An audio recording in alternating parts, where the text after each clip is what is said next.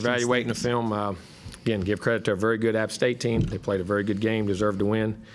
We did not execute to the level we needed to execute at to win the game. I'm very disappointed in how we played and how we did. We had opportunities to win the game and should have played much better in the game. We didn't. We have to practice better, play better, and execute at a higher level against a very good football team. I thought defensively, we did a really nice job in the game. As far as we kept them 17 points. When you keep them 17 points, you expect to win the game.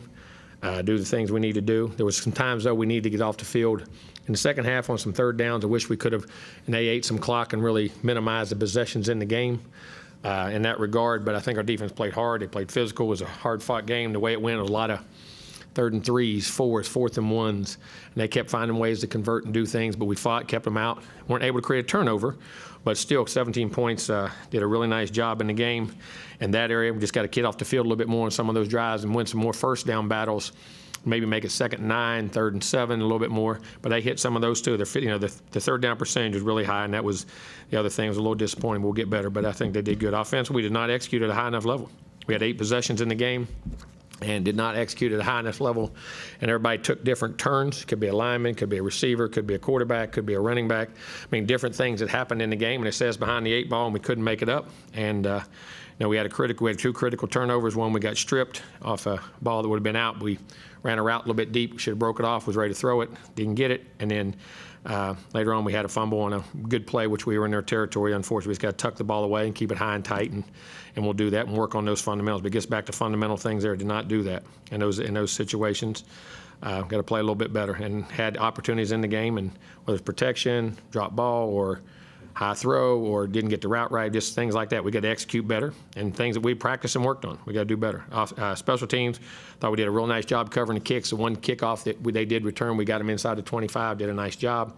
Still like to get a little more punt return room for Anais on some things, but they were in some short yardage 4th downs when they punted some or backed up, so we were in some more punt safes and not in returns as much, so in that regard. Of course, Chain was outstanding with the return. Broke a 100-yard return again, or I don't know if it was 100, but it was a long return for a touchdown. Did a heck of a job, really nice job, got us in the game, kept us there. And then, unfortunately, the only thing we had a chance for a field goal at the end, and we didn't make it. Could have tied it up and got us in there. And that was a disappointing thing. We got to work on that, and make sure we get that kick. But we didn't play well enough. They were very disappointed. Have to go back out right now. Fundamentally, got a very good Miami team coming in here. It's going to get our attention very, very quickly, and does from right now. We're going to have to go play well, but more importantly, we got to practice well so we can take those habits to the field and execute and do the things we need to do. Questions? Down front, Travis, and then Brent. Coach, when you get into the season, do you ever have a worry that maybe your system is a little too complex for your quarterback room? No. Our guys know exactly what they're doing. And if you look at it, it's not just everybody says the quarterback room, but those mistakes, they were ready to do some things. They were right and miss a block. Get a route too deep, or get a route, or they cover a guy and get into the next guy. I mean, no, they know it. They can see it, do it, and we had throws to be made, and we missed some throws. I mean, there's a physical part of that too. They know exactly what to do. If you got into a point in the season where things just weren't clicking, would you ever consider simplifying some of the decision making? We do all the time. There are a lot of those decisions were very simple, and we constantly evaluate that. We can evaluate all that stuff every day. When guys make decisions, how they're decision making, how they're handling it in practice, and what goes on in the game, that's an ever going thing that's always done by game plan, by what they do on defense, what you're doing on offense all the time. Okay, Brent. A head coach has a lot of duties during the course of the game. It seems like you have your hands full. Would you ever consider turning the play calling over to someone to where perhaps the offense could be more efficient? In time, I would. Yeah, possibly could. I mean, you always evaluate those things, and everything we do, evaluate everything we do, and it's a conglomerate of play calling too. I mean, we're getting information from everybody and thoughts, and the ideas that we put down in those calls and what we do going in the game on our sheets it's a collective group decisions based off our offensive staff and what we do and how we do things. But yes, possibly yes. So you don't ever feel like maybe your ego would get in the way of that? You could No. say, hey, whatever it takes to win. Listen, no, whatever it takes to win. I'm always whatever it takes to win. No, my ego would not. Winning takes all effect over everything. I promise you that. Front left, Zach, and then Olin. Jimbo, down Yes, here. sir. A couple of the guys alluded to 2020 with Alabama, and they said how that was kind of a wake-up call type game and how you guys won after that. Do you view this as somewhat of a wake-up call type game, and what can you use it moving forward? That all depends on how you wake up. than what you do the next day, and how you respond to it and what you do to things. And like I say, life's about what you do the next part of it, and the next day, and the next play, and whatever happens to it. Hopefully that'll be a great thing, and I like them referencing that they're capable of doing that and what happens and the way things go. Now we have to prove that on the practice field and go. We had a very veteran team in that group, and I think they understood the importance of details, which we talk about all the time, which guys still strive for all the time, and do what we do. Like I said in that game, I don't think effort or anything else determined that. I think we played very hard and very physical. We just didn't execute at a high level, and hopefully we'll practice better to be able to execute during the game. And I promise you, I'm all for that. Second What they row, said. Olin. Yeah, Jim, of course, a couple things, as always. Saturday, you said that you got to do what you can still have a really good season, all those things. What is your what's the base of that confidence? Where's that come from? That you feel like that y'all can? Because I know we finish have strong? good players. I know we have a good team. We got good leadership within the team, and I think our guys play hard. And they played hard in the game, and they'll compete in the game, and they want to be good. They want to do that, and I think we'll go out there and practice well, and hopefully we can take it to the field. I believe in our players, and I believe in what we're doing. Quarterback situation, do you think, will you be considering a change at the starting Possibly quarterback? could. I mean, we'll evaluate everything this week. We'll evaluate every position this week, and all the things and different guys. We'll go back behind the lights on the left. Tyler. Jimbo, with what you've seen these first 2 weeks with the offense, how fixable is some of that stuff, especially when the competition ramps up this week with Miami in the conference? Well, it ramped up last week, too. App State's a really good team. If you go back and research the teams they've played and what they've done, and matter of fact, they played Miami to a 1-point game a year ago. So, I mean, that was a really good game. Here's going to be, Miami has a great team this year, too. But, repeat that. What was you saying? Is it fixable? Oh, yeah, it's fundamentals. It goes back to hard work and fundamentals and being able to practice those habits and be able to take your daily habits from the practice field to the game field. And then some of those guys, it's cause and effect. Because I do this and how I do this is the effect I get. And you got to constantly, that's ever changing or ever going for whether you're winning or losing. That's what I think I want folks to understand is whether you lose, you win.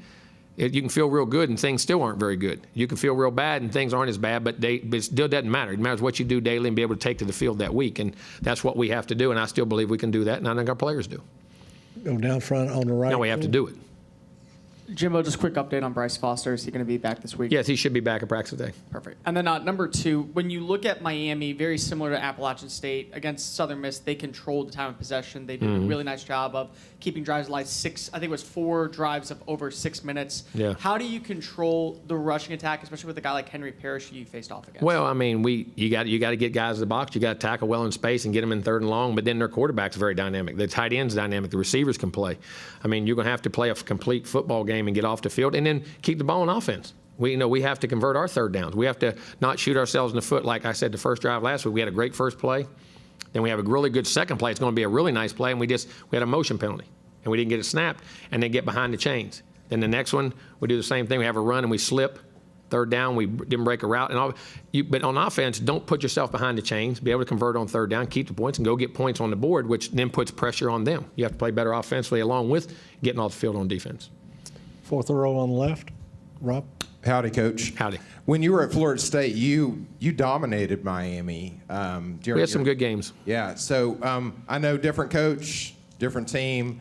What do you contribute your success during that time over the Canes? Well, first of all, it was a very important game for us, like every game was. It was one of the rivalry games in which you had, and we had very good players.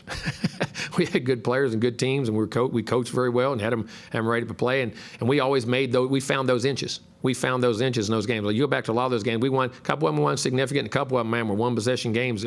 We were able to make those plays down the road right at the end to be everyone. Matter of fact, we even blocked a PAT one time down there to win, just like Florida State did the other night. We blocked a PAT down there against them one year and won 20-19. Had called the block in the rock. I mean, DeMarcus Walker made one heck of a play with a minute and something to go in the game. They had scored to tie it up. I mean, just so many things in that game. We were able to find those inches. They were great teams. We had great teams, and they were very competitive games like that game always was. Second row, David. Jimbo, can you put your finger on why this team the last couple seasons has struggled to find its offensive identity early on in the first few games? Well, I think we started young players. I think last year we had a freshman center. This year you got another freshman center. You have a left guard, left tackle that's young. You have a quarterback in both years. They're still first time starting. I mean, you had young players. Hopefully that's it. We got to make sure we can get those guys executing. I thought we would have still played a little bit better. Last year, the first game, we had some turnovers. We blocked and did things a little bit better than we did. But we had some old Kenyon and some of those guys in there. I think up front, that's a matter of time to get those guys, and hopefully it happens very quickly this week. And quarterbacks managing things, and then we got in the groove. But at the time, those are things we got to continue to evaluate and keep working on, no doubt. Coach, we'll go back behind the lights on the right, Ben, and then Olin. Coach, in terms of the consistency of the execution you're seeing in practice offensively, is it where you want it to be in practice and it's just not showing up on game day, or are there some things that you're having some trouble with? Both. Consistency I mean, both. We're not playing with the exact consistency all the way through, but I thought we had a good week of practice last week. I felt comfortable going into what we did. But then you'll have your little spurts, and we had them right off the bat here. We had them right off the bat. Like I say, got behind the 8 ball off that. And then the third drive, we score. And then the fourth drive, I was excited. We had a shot play and had the guy who actually got the sack. Should have been double teamed. We had him double teamed and taking a one-on-one shot and didn't get it, and didn't get it down there. Just some things that young guys in there we got to get fixed. But that's not on guys. That's on coaching too. Listen, we have to make sure they understand exactly what they're doing, how they're doing it, and what we do. And we got to coach them better, put them in those positions to be successful. Second row right, Olin, and then Cease. Coach, Bryce coming back, would he step right back into the center? No, or y'all gonna look we'll at him see at how he guard? goes. We'll see where he's at health-wise and conditioning-wise and all, in which he's been in really good shape. But, we'll see where Matthew will play. They'll both be in there, and we'll figure out during the week. We'll have to evaluate that during the week. Anais earlier today said that he felt like some of the guys on the team just haven't, I think the words he used, bought in. We talked about that. does And that we do. bother- Go ahead, I'm sorry. Do you find that alarming? And what does No, does and what guys he's like talking Anais about is not bought into what we're doing.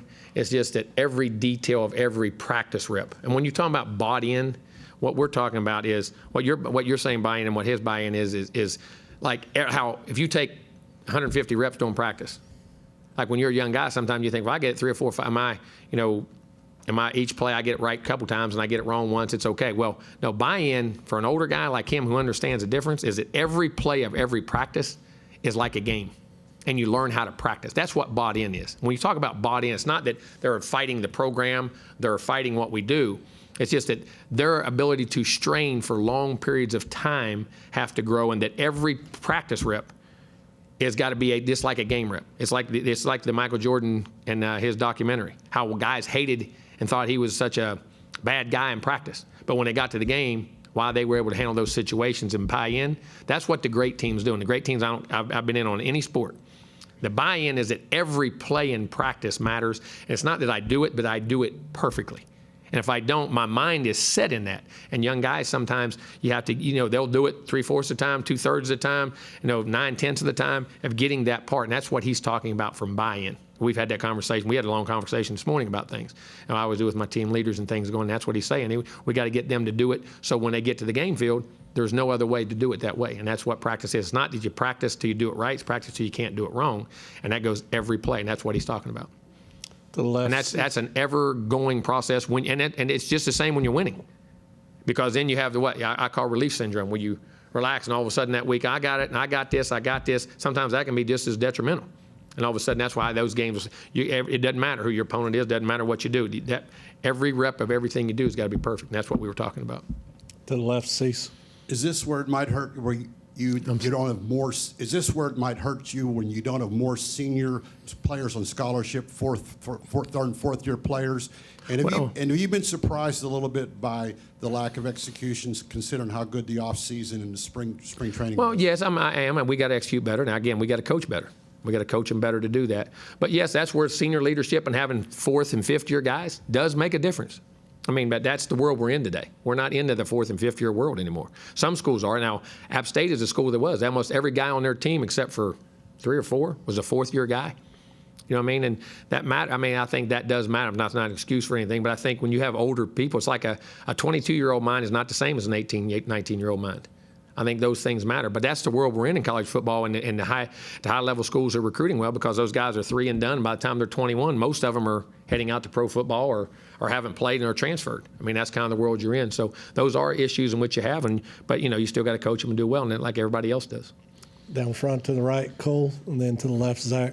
Jimbo, you can't put all the blame on Haynes for the miscues offensively, but is there a certain rep or essentially a certain play that could make you make the switch over to quarterback? Well, I mean, listen, and that's right. What people don't understand, I said this before, like a quarterback is your mother. She cleans up so many messes that are around. He's a young guy right now. He's not ready to clean up anybody's messes, and he's still got to do his things right. You know what I mean? And there's a lot of things in there that people are that was good done to run around him that he's not ready to take over and maybe fix. But at the same time, there's some plays. There's 3 or 4 throws in there I wish he would have made. You know, and hopefully that last drive at the end of the game, we had a couple opportunities there, and he knows that, and would be the first one to tell you that. Yes, and that's why if you can get out there and get those 2 or 3 throws, and you get down and win the game, get up 21-17, and that's part of a evolution of a quarterback or a football player's growth.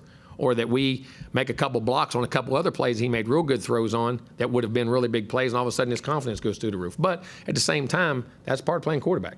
You know, you got to endure those things and go through them. And there's some plays we wish he would have made at the end of the game, and he knows that. And we'll work on it and do what we have to do and evaluate everything as we go.